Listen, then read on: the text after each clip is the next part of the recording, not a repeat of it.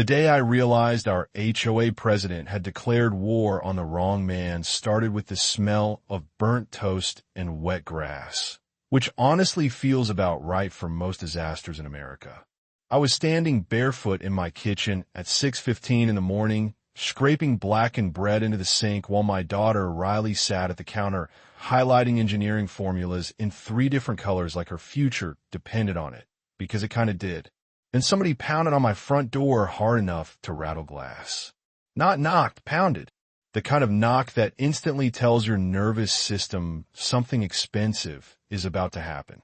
I opened the door, and there stood a process server in a wrinkled gray suit holding a manila envelope, like it physically offended him to touch it. Guy looked tired, almost guilty. "Mr. Mason Cole?" he asked. I nodded. He handed me the envelope and quietly said, "Sorry, man," before walking away so fast you'd think the papers were radioactive. That's never a good sign. I tore it open right there in the doorway while the morning air rolled in smelling like fresh mulch and somebody's sprinkler system. And there it was, an electric bill from the HOA for $4, $982.17. According to them, my property had somehow consumed enough electricity in 1 month to power a small casino. Now here's the thing. I've been an electrician for 32 years. My father was an electrician, too. Same with my grandfather. I can look at a breaker panel the way a doctor reads an x-ray. Electricity talks if you know how to listen. And this bill was screaming. Behind me, Riley laughed nervously. "Dad, did we accidentally buy Disneyland?" I wish I'd laughed with her. Instead, I just stood there staring at those numbers while this weird, cold pressure crawled up my spine because, deep down, I already knew this wasn't a mistake. This was personal. See, 6 months earlier, we moved into Maple Ridge Estates after my wife Claire died. Accident en route 8. Rainy night. Drunk driver crossed the line. 1 minute we were arguing about whether Riley should tour colleges out of state. Next minute, I was standing in a hospital hallway trying to remember how breathing worked.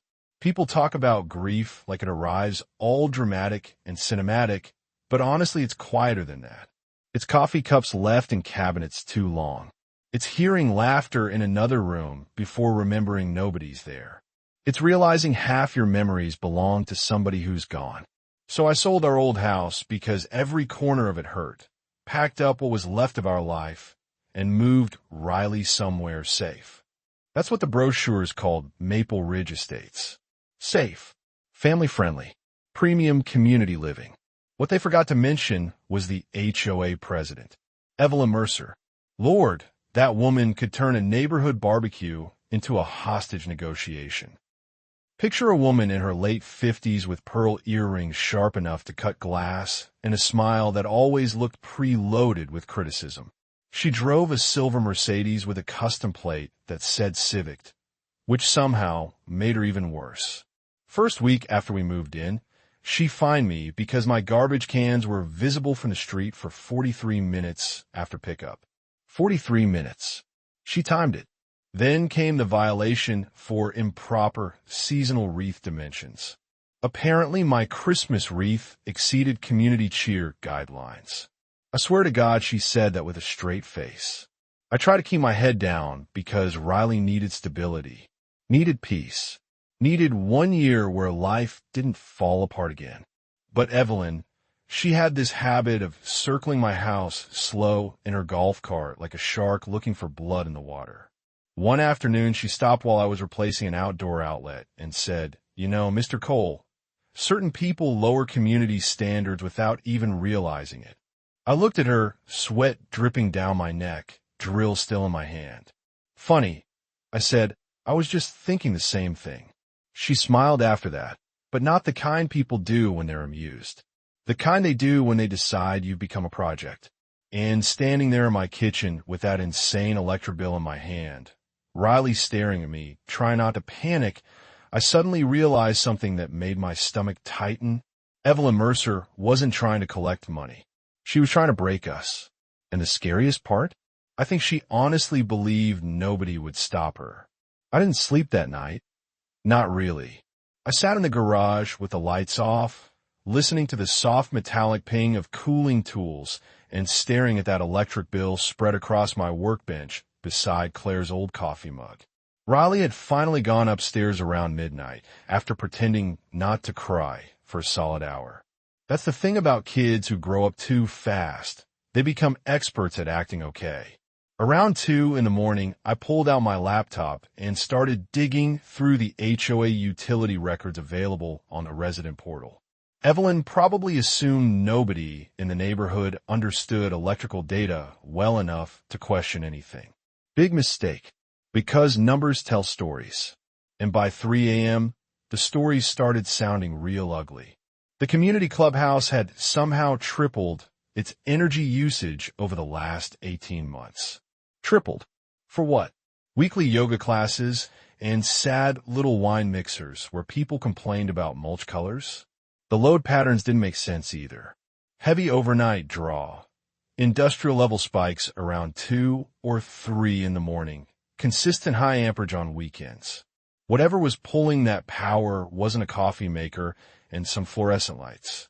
It was machinery. Serious machinery. Next morning, I called the only guy I trusted with something like this.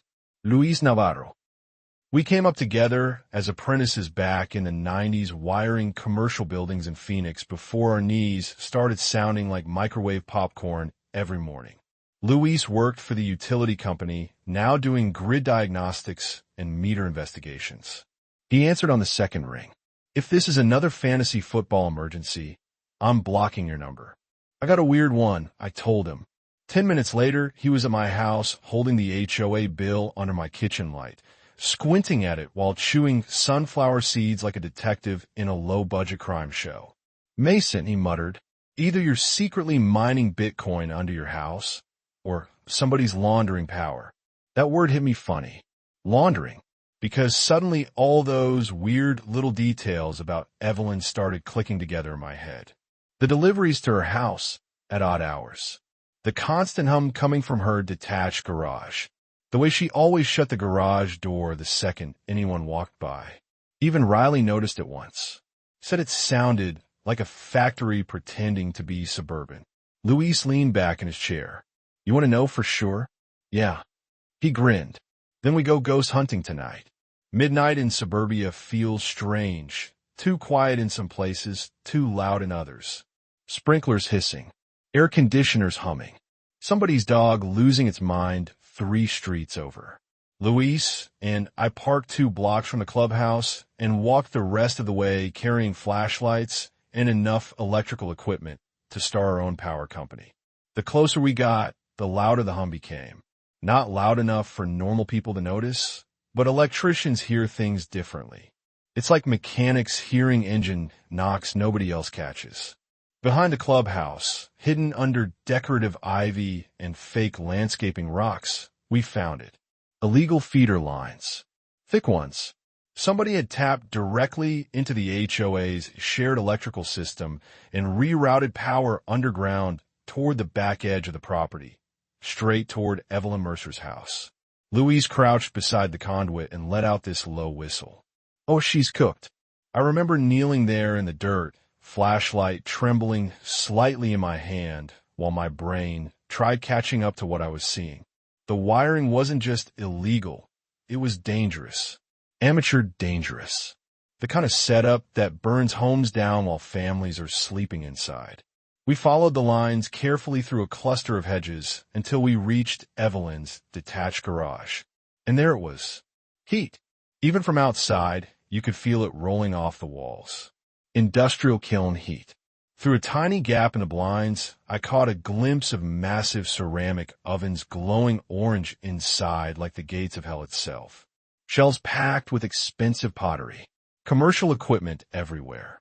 She's running a full production studio, Luis whispered, on stolen residential power. Suddenly the whole thing made sense. The inflated HOA bills. The emergency utility fees. The random infrastructure maintenance assessments. She wasn't just stealing electricity, she was spreading the cost across 400 homeowners so nobody would notice individually. Except she got greedy. Greedy people always push one step too far. My phone buzzed in my pocket right then. Unknown number. Pay the balance or legal action begins tomorrow. I actually laughed. Quiet first, then harder. Because after weeks of feeling cornered and exhausted and scared for Riley's future, something finally shifted inside me. Fear turned into clarity. Luis looked over. You okay? Yeah, I said, still staring at those glowing kills through the blinds. I just realized Evelyn Mercer thinks she's the smartest person in this neighborhood. And I think she forgot electricians built the damn grid. Next morning, the retaliation started. HOA violation taped to my front door before sunrise. Unauthorized commercial activity. Hazardous workshop operation.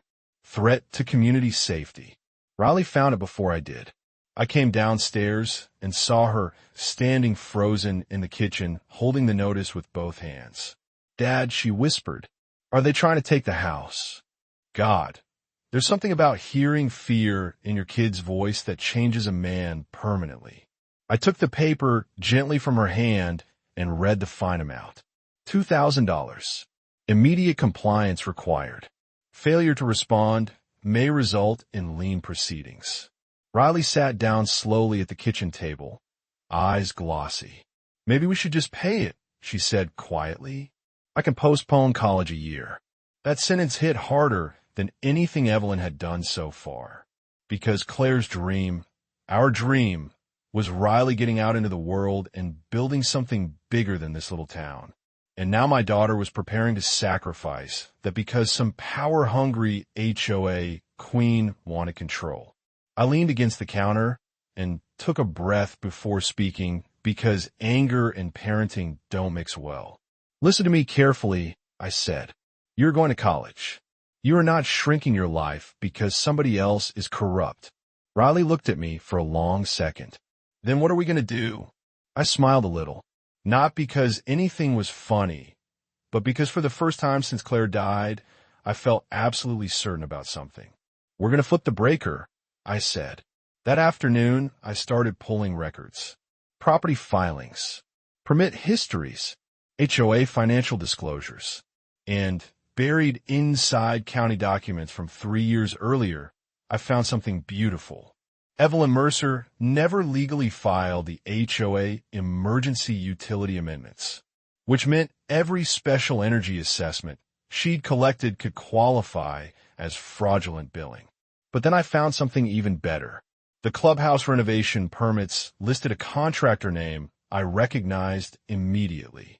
Derek Vance. Cheap contractor. Lazy workmanship. History of code violations. Guy once wired a restaurant freezer backwards and blamed magnetic interference. I called him that evening fully expecting voicemail. Instead, he answered sounding drunk and defensive before I even introduced myself. I already told her I'm not getting involved anymore. Silence. Then slowly, I smiled, because innocent people don't answer phones like that. Derek, I said calmly, I think you and I need to talk about Evelyn Mercer. And on the other end of the line, I heard fear. Real fear.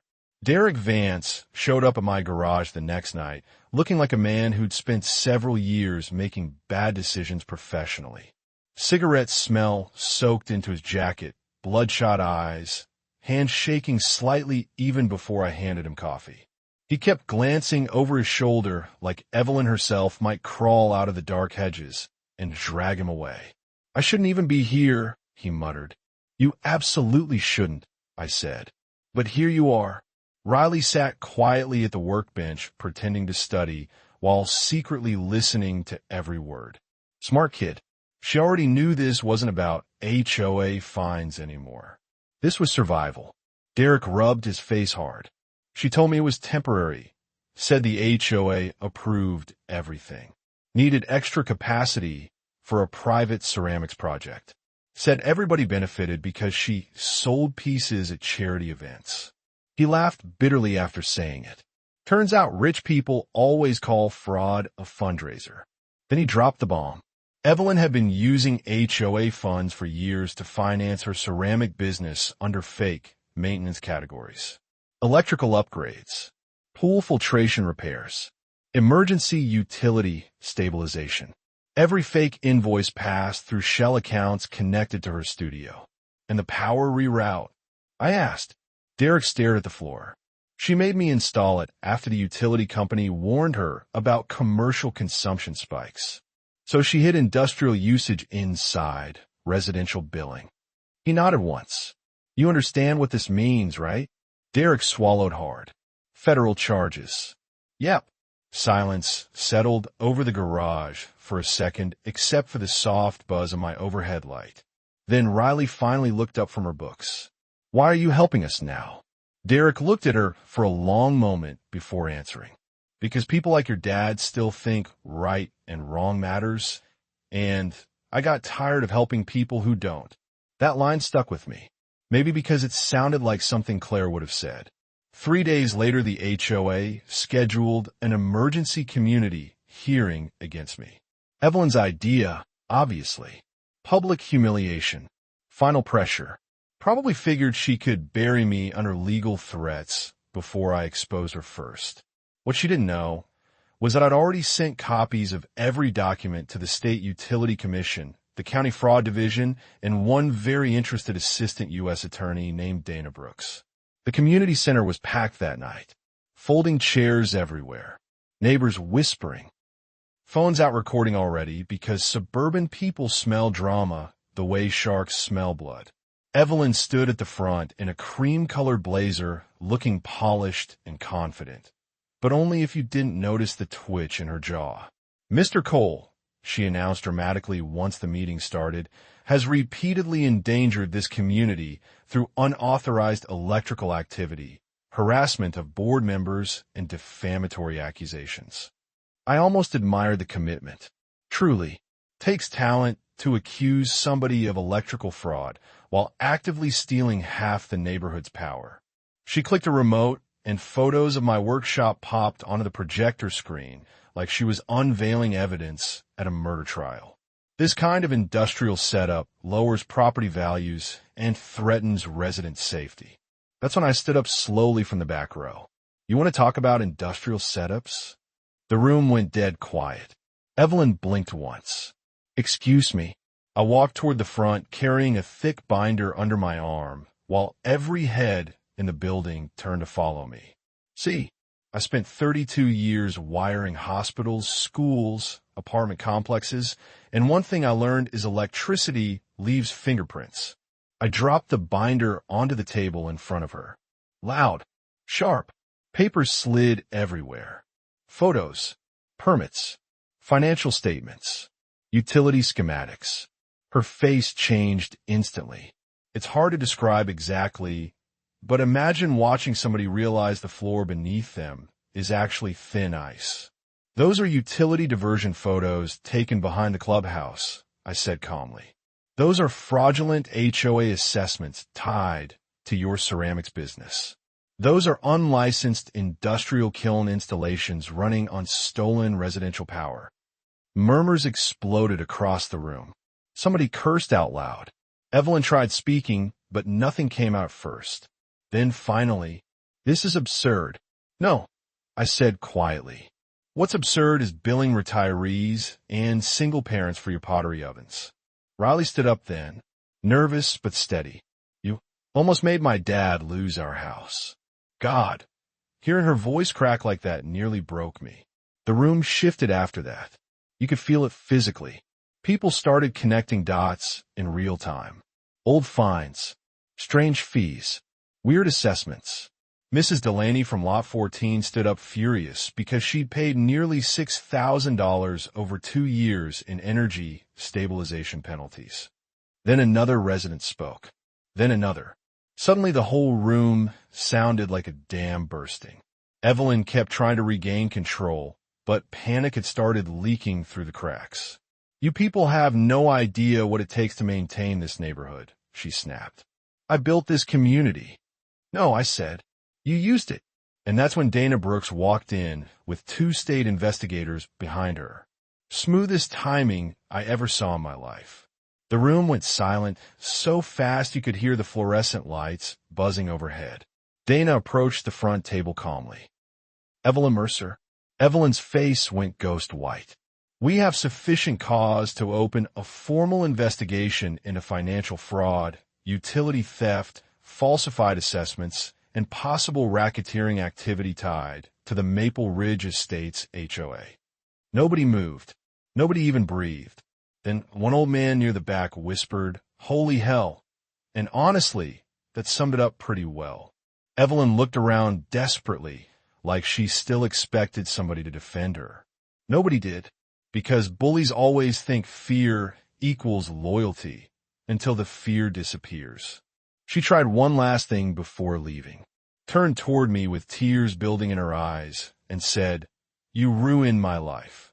I stared at her for a second, really stared, and weirdly enough, I didn't feel victorious, just tired. "No," I told her softly. "You did that yourself the second you decided other people existed to fund your lifestyle." They escorted her out after that, while the entire room watched in silence. No cheating, no applause, just this strange, heavy feeling like everybody was realizing how long they'd lived under something rotten without fully admitting it. 6 months later, Maple Ridge looked different. Lighter somehow. New HOA board. Open financial records. Real voting procedures. Families actually talking to each other again instead of hiding behind curtains afraid of violation notices. Riley got accepted into Northeastern Engineering with a scholarship that covered almost everything. Claire would have lost her mind, crying, if she'd seen that acceptance letter. Me, I still miss her every single day. Some grief doesn't leave. It just learns where to sit quietly. And Evelyn, depends who you ask. Some people think she deserved prison time. Others think public humiliation and bankruptcy were punishment enough. Last I heard, she moved to Arizona and works bookkeeping for a wholesale furniture company under her sister's last name. Funny thing is, sometimes I still think about what she said. You ruined my life.